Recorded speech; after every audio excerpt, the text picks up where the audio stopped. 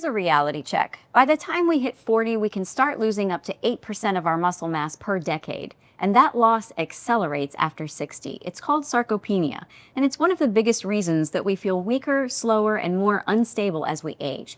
But it's not just about muscle. Aging affects your heart rate, your blood pressure, your blood sugar, and your inflammation levels. Those are your biomarkers, and they tell the real story about how well your body's functioning. The good news? You don't need to hit the gym every day to fight back. Simple daily movements, what we call NEAT, can help preserve strength, support your biomarkers, and actually slow the aging process. And in this episode, we're talking about how to age with energy, confidence, and control.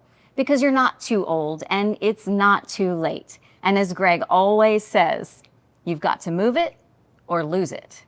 And now, welcome Greg Burwell, the founder of Zero Sweat Fitness, who's joining us by phone for this episode to help us understand how NEAT can have a big impact on how we feel and live. Hi, Greg. Hello, and hello, everyone. Hey, we're here to talk about a hot topic, and it's aging. And I feel like when we say that, it can have a negative connotation, but hopefully NEAT can help us kind of reframe that and feel a little more empowered by the aging process and realizing that the solution can be quite simple. So ladies, thank you, by the way, for joining us to talk about this wonderful topic. I'm curious to know how you feel in your body as you are aging. And we can, if you're okay, we'll talk about how old we are and kind of the differences that maybe you're noticing. Okay. Well, I guess I'll start it off. Hey, Ahkima. Hey, I'm 43. And I'll say the most thing that I notice is more stiffness. And sometimes like body aches. Oh. And it's just like random body aches. I think it's really my body telling me, girl, you're not 22 no more. But you Little voice in your head. You're not 22. But that's pretty much mostly what I feel. But overall, I feel great. That's awesome. Yeah. Do you feel like your activity levels have changed over the years? Like is your lifestyle kind of the same? No.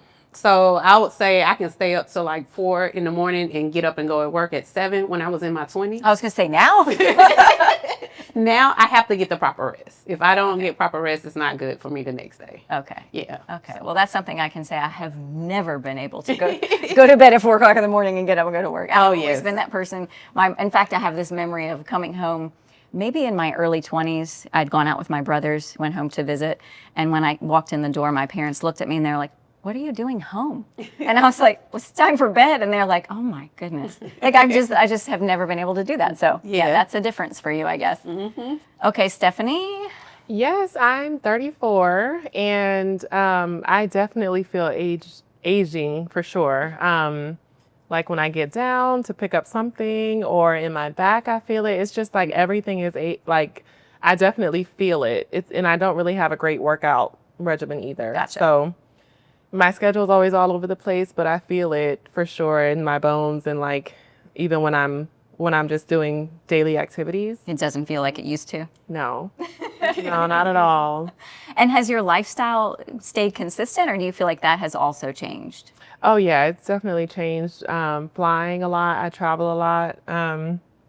So my lifestyle, I don't have a consistent schedule, so that could be another factor in it. So it also affects my eating too because I'm always traveling. So that's another reason why my body doesn't feel the best. So I probably could be doing cartwheels if I was actually consistent.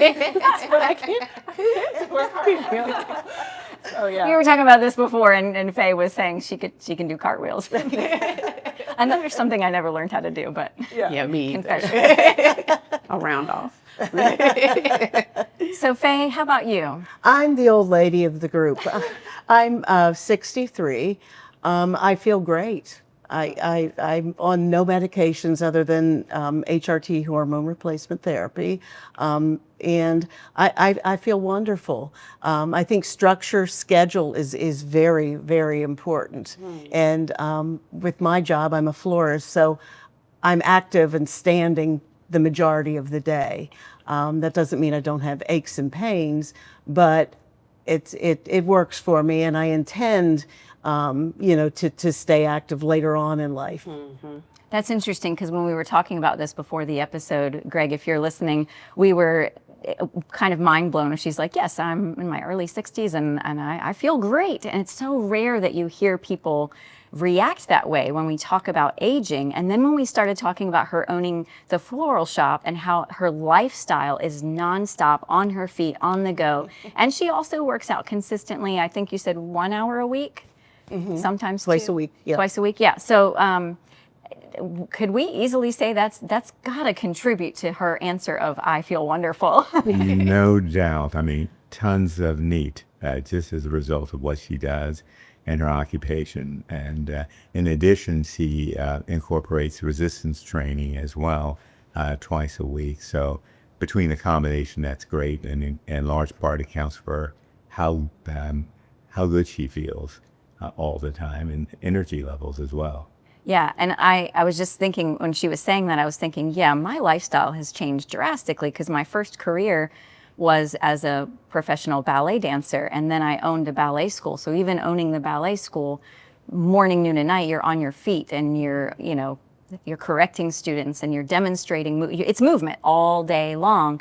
And when I hit my 40s, I really started to feel things different in my body. But if I'm thinking back, I'm going, well, but my lifestyle also shifted. I went into real estate full time and I closed the ballet school. So now majority of my lifestyle is spent at a desk in front of a computer, in my car, driving to showings.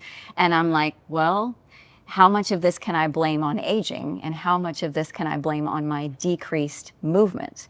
And so I have found as I become more and more aware of these little subtle movements in the moments when I'm sitting at a desk, it becomes empowering because I am starting to feel better. And when I start to feel kind of sluggish, I go, oh, right, because you're sitting and you're not moving. And so I make myself move, even if I can't get out of my chair because I have a long list of tasks to do. I'm starting to engage muscles, especially if I'm having a bad body day and I'm like, oh, my arms, they look so sloppy. Okay, then do something about it while you're sitting at your desk. Start contracting your bicep or start contracting your tricep or scapular retraction. It's just so empowering to think what these little movements can do. And not everybody can have an amazing active lifestyle because our jobs don't, you said you're also a flight attendant, and are you on long flights sometimes? Yes, and walking up on an incline is not good for you. So also just being in a high altitude is not good for you either on a constant basis. So I try not to fly as much, but when I do, yeah, it's not healthy for you to be that high all the time. Oh. Yeah. I'm curious, do you know why? I don't, but I do. I know it's definitely for your skin too, because your skin dries out. Oh, it dehydrates you. Yeah. It dehydrates you, yeah. Oh, wow. Wow. I mean, I have heard people say, make sure you drink water when you're flying, but I never thought about a flight attendant and because you're in the air all the time. Wow. Okay. That makes sense. That makes a lot of sense. This is kind of a funny way to phrase it, but do you sometimes feel like your body has betrayed you? As things, I know Faye is feeling great, but I know I sometimes feel when for instance, if I'm sitting and I go to stand up and my hip is caught, it snags, and you were mentioning stiffness. Yes. I do sometimes feel frustrated, what's wrong with you? Why can't you? But I'm just curious, am I the only one? Is that, because sometimes I blame it on the career, dance. Yes. I go, oh, ballet was really hard on the body. But I think as I'm learning more about non-exercise activity thermogenesis and the benefits of just movement in general, I'm starting to think that I need to blame it less on aging and less on the ballet career and more on my lack of movement, if that makes sense. I do feel like when you sit down for a long period of time, it does make you stiff. That's why I try to get up and not sit for an hour or so like that, because you get up and you're like, oh man, that's my age, isn't it? Yeah, you don't feel good. Yeah, that's the card we pull out right away as I'm getting old, Yes. Oh yeah, I agree with you. You just got to keep moving. Yeah. Yeah, makes a difference. What about you guys? I wouldn't say I've ever felt like my body has betrayed me, but I definitely feel every single thing now. When I hit 30, I think that was ooh. I think it's all about choices, Yes, I could probably do a cartwheel, not maybe fantastic, great like I could when I was taking acrobat lessons at the age of 10, 12. Sure. But why do I need to do a cartwheel? I mean, it's I could hurt myself, and then it could cause other problems. So I think it's maturity. Yes. You said something that like sparked, because Greg talks about this all the time. And I say this not relating to movement, but just because you can do something doesn't mean you should. And I used to say that to my dancers all the time, especially when they were working on crazy hyper flexibility and they would do these crazy contortionist things. And I'm like, just because you can doesn't mean you should. And, Greg, you're always talking about these fitness gimmicks out there. And I don't want to name anything specific or pick on anything in particular, because everybody does need to find what works for them. But a lot of the crazy stuff that's out there, that especially on social media, these gimmicks, it's like, sure, could we maybe do that? But is it the wisest thing to do? What's your thought on that? I agree. We have to be aware and cognizant of what is fitness and what is health, because certainly doing acrobatic things does not necessarily mean that we are healthy. It just means we can do those things, thus leading credence to the fact that just because you can doesn't mean you should. I mean, if you look at, let's take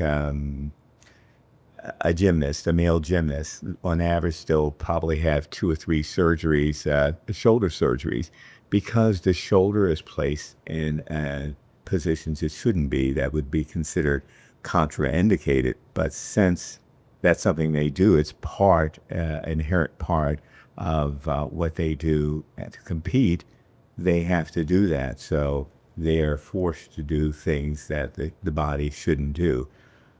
Are they fit? The guys are fit. Are they healthy? Oftentimes not. So Sort of an extreme. yes, because you're going to an extreme. And that happens too in other realms of fitness, where people are doing some crazy things in the name of fitness. And again, without targeting any one specific group or individual, you need to think and use a little common sense and say, do I need to do this to achieve my goals? And if you don't do it. Yeah, makes perfect sense. And I'm curious, Greg, can you talk to us a little bit about the why? So we've made this connection kind of on our own, the correlation between increased or lack of movement and aging, and the biomarkers, and how the biomarkers, we keep track of our blood pressure and our blood sugar and all these things that we keep track of to indicate whether or not we're healthy. How is that a correlation with movement? Well, because we move via the lean body mass or skeletal muscle. As we age, i.e. post 20, we start to lose, as you had indicated earlier, lean body mass. And when you lose lean body mass, you're slowing down. Not only are you slowing down physically because you can do less, but you're also slowing down in other ways, i.e. you are slowing down in the sense of movement, you're losing strength, you're losing cardiovascular capability. So all these things impact other aspects of our biomarkers. For example, let's take blood sugar. As we age, we have a more difficult time tolerating high levels of blood sugar. But when we're younger, we can, because we have more lean body mass, which means we have a higher metabolism, and that is easily absorbed and used by the body. But when we get older, we can't do that. So we store much of that energy long-term. Long-term energy is fat. So the biggest thing to take away from biomarkers is the more lean body mass you have, the better you're going to be for a longer period of time as far as what you're able to do with your body, being able to regulate things like cholesterol, blood sugar levels, blood pressure. All these things are correlated in strength to lean body mass or muscle tissue. So if we can maintain as much muscle tissue for as long as we can avoid a lot of the other problems that accrue as a result of becoming sedentary and losing muscle tissue.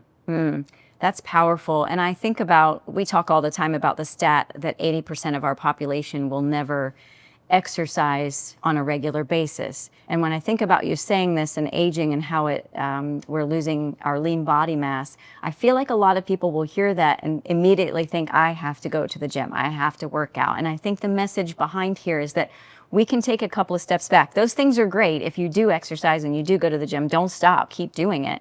But I think that 80% of the population, and no matter what you say to them, it's not going to scare them into going to the gym ever.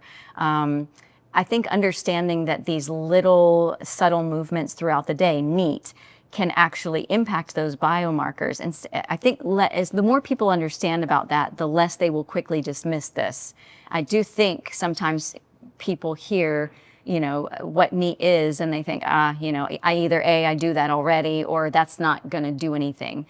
It's really hard to get people to understand that it does make an impact. And even those who do exercise should be implementing these when they're not active. Right. And the thing we have to realize, if we understand that over 80% of the people in this country will not exercise on a consistent basis, there's a reason for that. And as an industry, the fitness industry fails people, because if 80% of people are not doing something, we have failed. And so we concentrate on that 10% who are fanatics who do something all the time. But that's it. They're a small segment of the population. And we need to get that back to foundational things, moving. And if we're sitting 13 hours a day, we have to make use of those times, because the body is not designed to sit for 13 hours. So we have to do movements. And the best way to start is something that everyone can do. I mean, if you take someone who's morbidly obese, let's say 500-600 pounds, you can't expect them to do box jumps, because that's ridiculous. You know, it was something, a show they just been on TV called The Biggest Loser, where they would take a 600-pound guy and ask him to do a jump. How ridiculous is that? I mean, it's the most absurd thing I've ever heard of, because of the compressive forces. You can injure yourself. This is crazy. Just get the person to move on a consistent basis. Maybe lift the leg up and 2 inches if you're seated and put it back down. Is a monumental task for someone that large. So let's exercise common sense and start off at the foundation, the base, just moving throughout the day, and then we can progress from there. And the object of NEAT is everyone needs to do it, because we have athletes, we have people who are very active when they work out, but they are sedentary the rest of the time and wonder why they can't lose weight or lose body fat. The key is because they're sedentary the rest of the time. They think they can eat anything and everything and get away with it, and it doesn't work. Yes, and I think that I think immediately when you say that, we are very much a check-the-box society. I feel like we have this list of to-dos that we're supposed to do this, we're supposed to do that. I know I'm definitely a check-box kind of gal. I have my to-do list, and I feel so good to check the boxes, and I think that's exactly what people do. They go through the motions. Either they jump on a treadmill for whatever period of time, or they go to the gym and they do tick, tick, tick, and they've checked the box, and they're not paying attention to the other hours of the day. And so I think that's great advice. Don't stop doing those check the box things, but start looking at the times when you aren't checking the box and the times that you are being sedentary. It's profound. And I had a conversation yesterday. I was actually talking with a young person who said that she felt that fitness, the ground zero for everybody, anybody can get out there and run.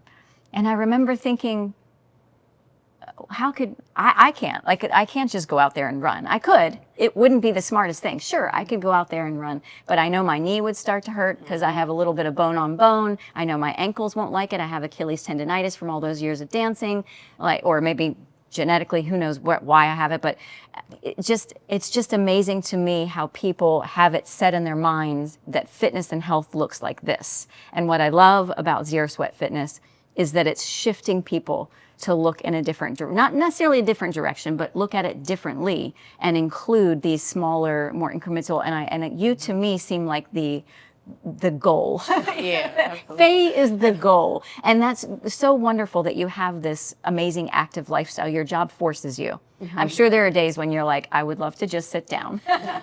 I bet you have those days. Oh, absolutely. I mean, and it's exhausting. Yes. It's exhausting, you know, I mean, you just never know what the next call or next customer is going to have for you. And that's what the challenge is, which I think creates the mental, I mean, the mental fitness level too, because that's something else I really want to be aware of. My mother had vascular dementia, and they figure she was having strokes for the past 30 years, changing her personality ever so slightly. Yeah. And while there's no, other than a healthy diet and activity, there's not a pill, nothing that you can guard against that. So seeing it from the other side is why I really intend to stay active and keep working and keep working out and all that other good stuff. That is so true. And I feel like that conversation alone is kind of leading my mind into another episode that we have talking about sort of depression and anxiety. I know, and I can only speak to myself, but I know when I let myself get really sedentary, I do start to feel negative in my mindset, and I start to feel kind of down. And just being able to like move, and it definitely is a mood booster and helps there's mental fatigue too, right? And honestly, like we've talked about that on previous episodes, sometimes mental fatigue is worse or harder on us than physical fatigue, because when we are physically active and we're exhausted from physical activity, we almost feel virtuous. Yes. Like, I did something. Whereas when you feel mentally fatigued, you're just like, that's just a slouch. I don't know. But yeah, I think the profound effect that the little tiny microscopic movements that we can do throughout the day, not only for physical health and the biomarkers that Greg is talking about, but like you just mentioned, our mental health overall. Yeah. Is enhanced by moving. And that's key. Move it or lose it is so true, because when we stop moving, we are losing it, i.e. you mentioned sarcopenia earlier, muscle loss, and that's the result of not doing anything, being more and more sedentary.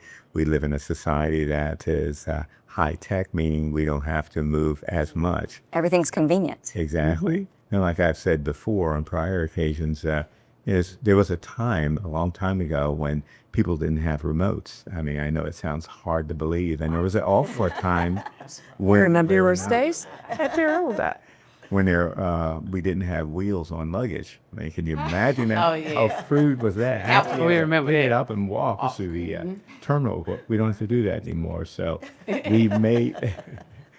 I'm sure you know what I'm talking about. Yeah. Came up my own way. Wow. Yes.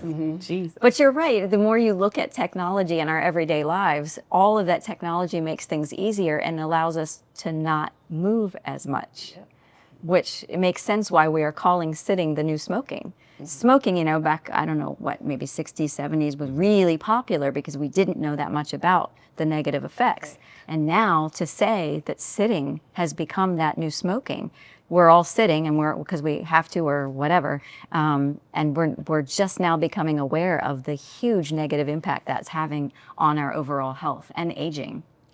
Exactly. Wow.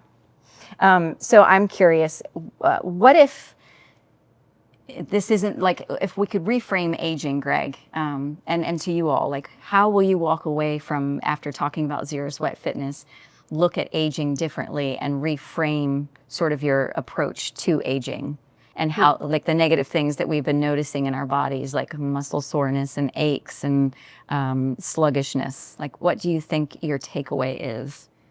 I guess not blame it on your age, just something. Because, you feel great and you're in your 60s, so that really, I was like, oh, that's my goal, And then you say you're not on any medication or any of that. No medication. Like, that's my goal, because my family, both of my parents have had strokes due to probably high blood pressure. And that's like a really goal for me, not to be on any kind of medication. I'm not on any now. So, I guess not blaming on your age and just continue to exercise and move your body and eat right. So that's what I got out of it. So do you think that we maybe use aging as a crutch? Absolutely. Like as an excuse, like maybe we're being sedentary and we're not moving enough and we're starting to feel these negative effects of sitting or being sedentary and we're blaming it on age?